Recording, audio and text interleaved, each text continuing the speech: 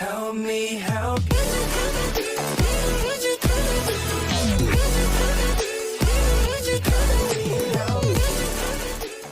Hello everybody and welcome to my YouTube channel once again.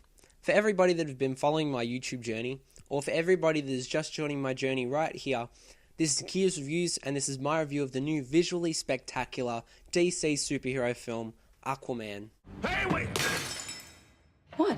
Shouldn't we have written it down first? I memorized it. Didn't you? Oh, yeah, totally. What did you just say? Something trident. The sixth film in the MCU was The Avengers, which was the conclusion to its first phase 6 years ago. However, DC have just released their sixth film to their own DCEU, Aquaman. Much like the MCU, most of the first 5 films of DC's universe were pretty average, following some disappointments such as Batman vs Superman Dawn of Justice and Justice League, but also following some great films such as Suicide Squad and Wonder Woman. Aquaman was doubted by a lot of people, not just by DC fans like myself. Aquaman was awesome and easily the best superhero movie of the year, bypassing soon-to-be classics like Avengers Infinity War and Incredibles 2. Overall, as companies, I prefer DC over Marvel, with all things considered, not just movies. And I want to make clear, as this is my first review of either of them, that Marvel do everything wrong but movies, and DC do everything right but movies. However, just because I like DC does not mean that I do not enjoy Marvel, so there is no bias for any of my reviews for any of these films. So when I say that Aquaman was a full-on epic adventure, much like Wonder Woman, I'm honestly telling the truth. Because this film was full of everything expected from a superhero film, combining comedy, CGI and action all into a 2-hour runtime. Jason Momoa could not be a cooler Aquaman, and he fits the character in ways that everybody could not expect. And this film just showed how he could play the role, as he didn't have enough time to showcase his skills as the character in Justice League. Hey DC, take that as a hint for Jared Leto's Joker. What are you doing? Wait. You should have a parachute! Redheads! You gotta love them. With all explanations and justifications out of the way, Aquaman kicked ass in its genre, keeping its characters strong and memorable.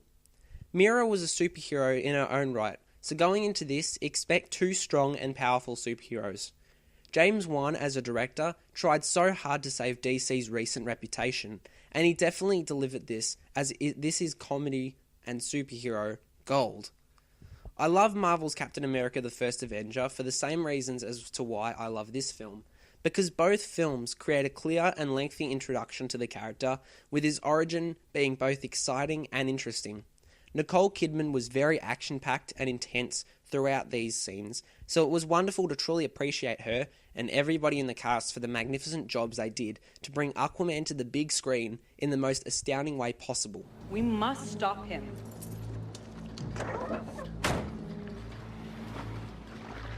And how do you propose we do that? You are the firstborn son of Queen Atlanna. The only way to stop this war is for you to take your rightful place as king. The story was pretty average, but for a film with so much to admire, it was hard to find something bad about it. The trailers and the posters give away the ending of the film, which made the film very predictable. But it was nothing to fault. Despite other films in the superhero genre, Aquaman held strong, not taking away any of the excitement of the best choreographed fight scenes I've ever seen, and the visually stunning CGI that is comparable to the CGI used for Thanos in Avengers Infinity War. These attributes made Aquaman a significant film and a welcome addition to the DCEU.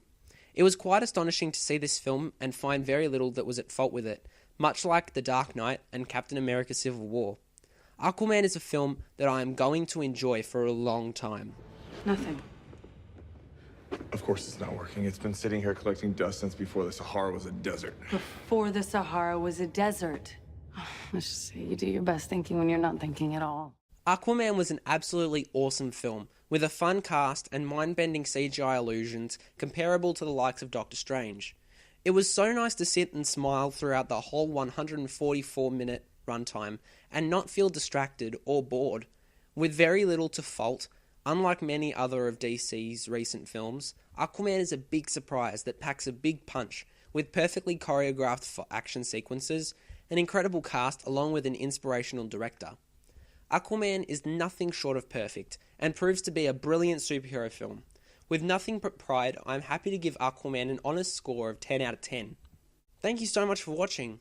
What did you think of Aquaman? Let me know your thoughts below.